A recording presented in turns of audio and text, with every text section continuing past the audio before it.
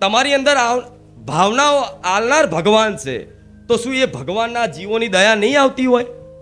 આટલી બધી ગાયો પીડાય છે, આટલા બધા કૂતરા પીડાય છે, આટલા બધા જીવ જંતુઓ મરે છે, તો શું ભગવાનને દયા નહીં આવતી હોય? આટલા લોકો માંસ મટન કાપી કાપીને બાફીને ખાય છે, તો શું ભગવાનને દયા નહીં આવતી હોય? એ ધારા તો માંસ મટન ખાવા વાળાને એક સેકન્ડમાં એનું પૂરું કરી નાખે, એ મારો રામ છે. પણ જો કદાચ એક મનુષ્યની અંદર કોઈ પીડા જોઈ અને હૃદય વિચલિત થઈ જતું હોય, મન દુખી થઈ જતું હોય, એને દુખી જોઈને તમે દુખી થઈ જતા હોય, તો એ બધાની અંદર હૃદય આલનારો વિશાળ હૃદય વાળો મારો રામ છે, શું એને દયા નહીં આવતી હોય? એમને દયા આવે છે.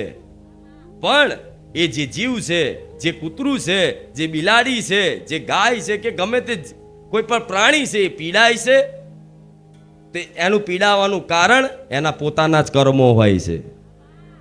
જ્યારે એ કૂતરાને જ્યારે મનુષ્ય અવતાર મળ્યો હોય, શું જ્યારે એ કૂતરાને મનુષ્ય અવતાર મળ્યો હોય, ત્યારે તમારી જેમ એ મોત શોખમાં જીવતો હોય. શું ભગવાને જીવન આલ્યું છે? બસ હરી ફરીને મજા કરો, કોકને મારીને લૂંટી લો, કોકનું હકનું પડાય લો,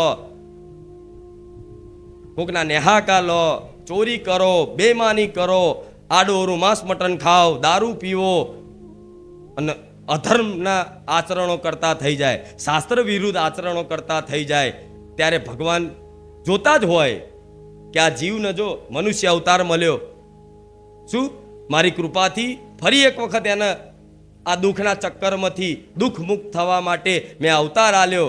પણ એક વખત મારું જીવનમાં નોમ નહીં લીધું એણે, એક વખત મારી